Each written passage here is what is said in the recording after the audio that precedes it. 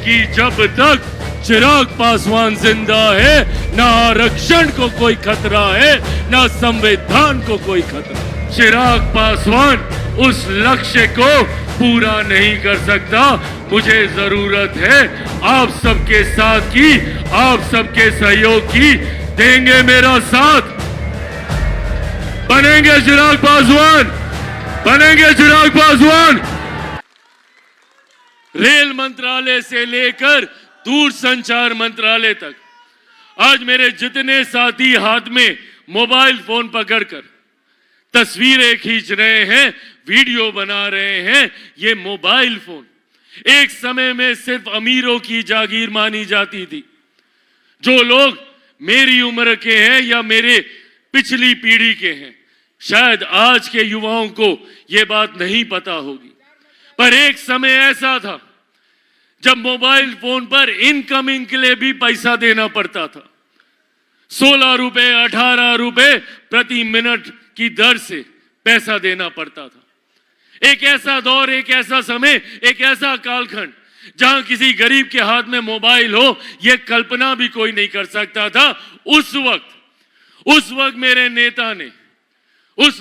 नेता ने यह संकल्प लिया और उस वक्त कई लोगों ने उनका मजाक उड़ाया। कई लोगों ने कहा कि ये झूठ बोल रहे हैं, संभव ही नहीं है। उस वक्त मेरे नेता ने कहा था कि मैं एक दिन ऐसा लेकर आऊंगा जब ये मोबाइल फोन बैंगन के भाव बिकेगा, हर रिक्शा वाला, हर ठेला वाला के हाथ में मोबाइल फोन होगा। उस वक्त जो लोग उनका मजाक उड़ाते थे, आज वही लोग देख रहे हैं कि उनका संकल्प कैसे जमीन पर उतरा। क्यों? क्योंकि मेरे नेता में वो इच्छा शक्ति थी। ना वो कभी किसी से डरे, ना उन्होंने कभी किसी के साथ समझौता किया। सिर्फ अपने सिद्धांतों, अपने विचारों को लेकर उन्होंने आगे बढ़ने का काम किया। आज जब हम लोग देश की एक बड़ी आबादी के लिए मुफ्त राशन की हम लोग बात करते हैं, जब हम लोग देखते हैं कि हर गरीब परिवार के घर में मुफ्त अनाज पहुंच रहा है, किसकी सोच थी ये? जब कोविड का काल चल रहा था, जब देश ही नहीं दुनिया इस महामारी से गुजर रही थी, उस वक्त मेरे नेता को वो तस्वीरें विचलित करती थी। क्योंकि उस वक्त लॉकडाउन लगा हुआ था, मैं खुद उनके साथ घर पे 24 घंटे रहता था। मैंने देखा किस तरीके से उन्हें ये तस्वीरें विचलित करती हैं जब उन्होंने देखा कि हमारे यूपी बिहार के लोग हजारों किलोमीटर की पैदल यात्रा कर कर अपने गांव आने के लिए मजबूर हैं। उस वक्त उनको इस बात की चिंता होती थी कि इन्हें 2 वक्त की रोटी कैसे मिलेगी, इनको राशन कैसे मिलेगा।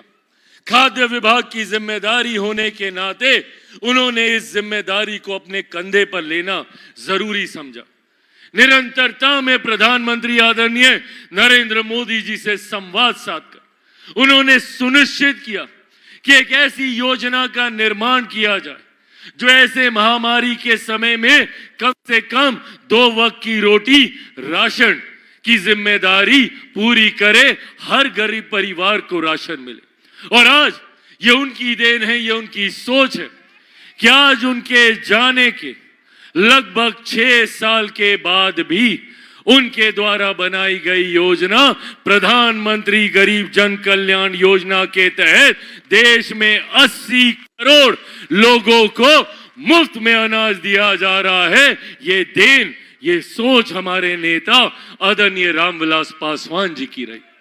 साथियों, ये तमाम बातें आज आप सबके साथ साझा सिर्फ इस लक्ष्य, इस उद्देश्य के साथ कर रहा हूं ताकि हम लोगों के माध्यम से ये बातें घर घर तक पहुंचना जरूरी है। लोगों को ये जानना जरूरी है कि हम जिन नेता के आदर्शों पे चलने की बात करते हैं, उन नेता के विचार क्या थे। आज की युवा पीढ़ी को जानना जरूरी है कि एक ऐसा नेता जिन्होंने समावेश की सोच रखी, जो जात पात धर्म मजहब से उठकर हर उस गरीब व्यक्ति को मुख्य धारा के साथ जोड़ने की सोच रखते थे, जिनके पास आजादी के 70 साल के बाद भी पहनने के लिए कपड़ा नहीं, रहने के लिए घर नहीं और खाने के लिए रोटी नहीं है, उनको साथ लेकर चलने की सोच मेरे नेता की रही। और आज उनके जाने के बाद उनके इस सपने को, उनके संकल्प को पूरा करने की सोच के साथ मैं आगे बढ़ने का काम कर रहा हूं।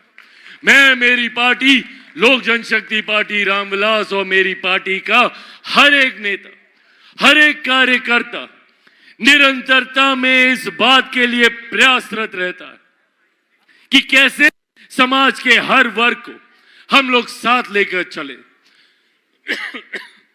और खास तौर पर समाज के ऐसे वर्ग को जिसके बारे में आज भी लोगों को भ्रमित करने का काम किया जाता है। हमारे समाज के अनुसूचित जाति से आने वाले लोग, जिनको आज भी, जिनके साथ भेदभाव का प्रयास किया जाता है, जिनके साथ, जिनको भ्रमित कर बंटवारे की राजनीति को साधने की सोच रखी जाती है। और इसी सोच के साथ पूरा लोकसभा का चुनाव इन लोगों ने जनता को भ्रमित करने का काम किया।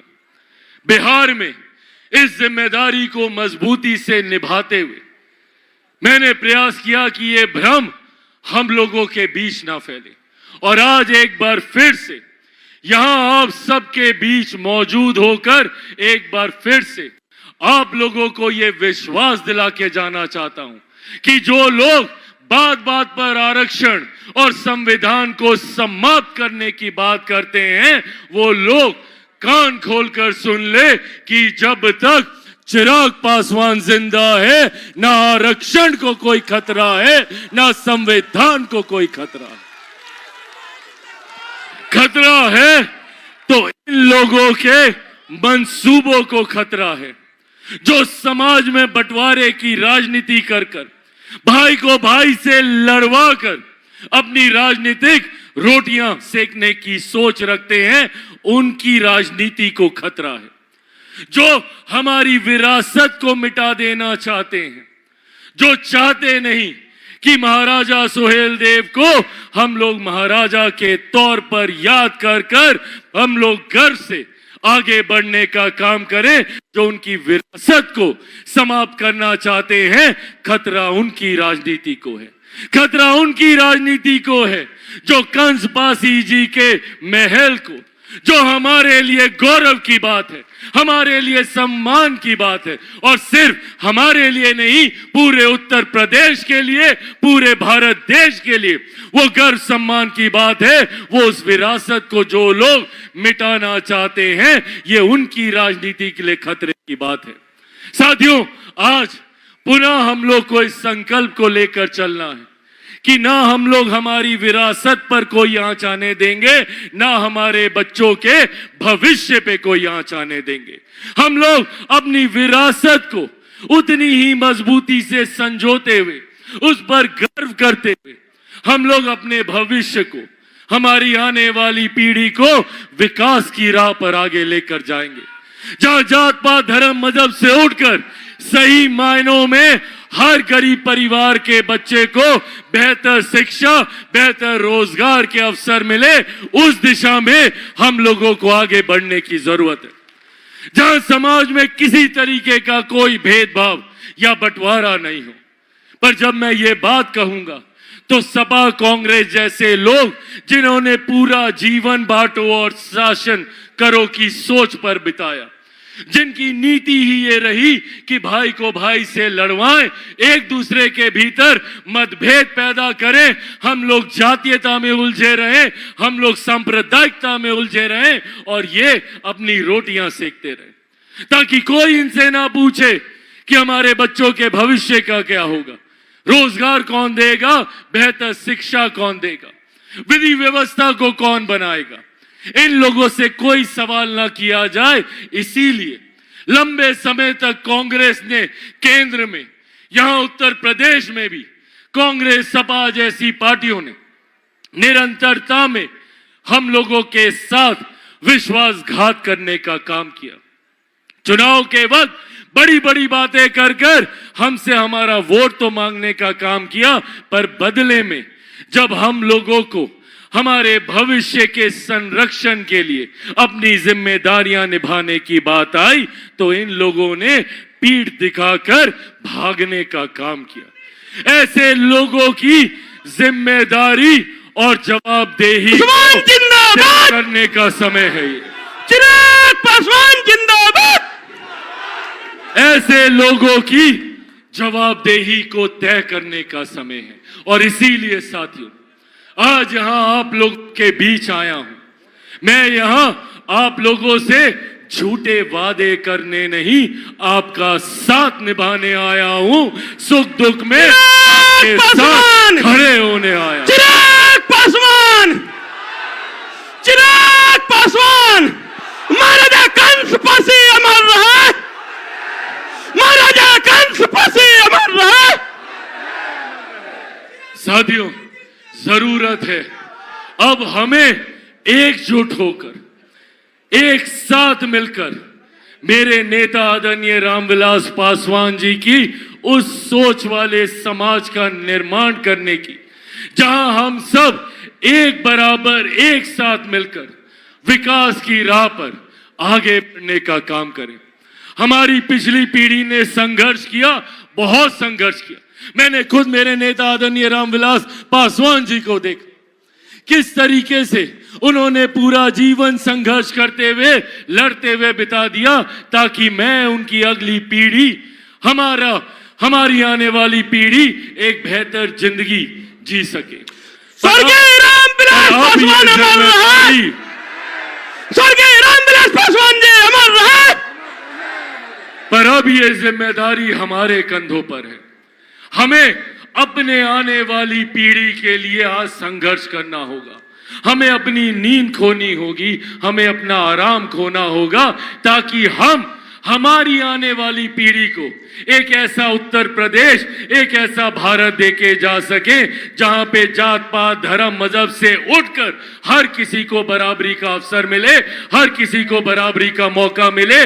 उसके लिए हमें आज जागना होगा और यही आह्वान करने आया कि जिस सोच के साथ मैं निकला हूं, अकेला चिराग पासवान उस लक्ष्य को पूरा नहीं कर सकता। मुझे जरूरत है आप सबके साथ की, आप सबके सहयोग की। देंगे मेरा साथ? ऐसे नहीं, हर एक व्यक्ति को खुद चिराग पासवान बनकर गांव गांव जाना होगा, घर घर जाना होगा और विकास की सोच को हर व्यक्ति के मन में डालना होगा। उसके लिए आपको खुद चिराग पासवान बनना होगा। बनेंगे चिराग पासवान? ऐसे नहीं, दोनों हाथ उठाकर वादा कीजिए, बनेंगे चिराग पासवान, बनेंगे चिराग पासवान, बनेंगे चिराग पासवान, बनेंगे चिराग पासवान। साथियों बस ये मेरा साथ दीजिए, बदले में आपके बच्चों के विकसित भविष्य की जिम्मेदारी मैं अपने कंधों पर लेकर चलूंगा। ये वादा आप लोगों से करके जाता हूं। एक बार चिराग पासवान जिंदाबाद, चिराग पासवान जिंदाबाद, लोक जनशक्ति पार्टी रामविलास जिंदाबाद, जिंदाबाद जिंदाबाद, लोक जनशक्ति पार्टी रामविलास जिंदाबाद, जिंदाबाद जिंदाबाद, लोक जनशक्ति पार्टी रामविलास जिंदाबाद। आदरणीय रामविलास पासवान अमर रहे, आदरणीय रामविलास पासवान अमर रहे।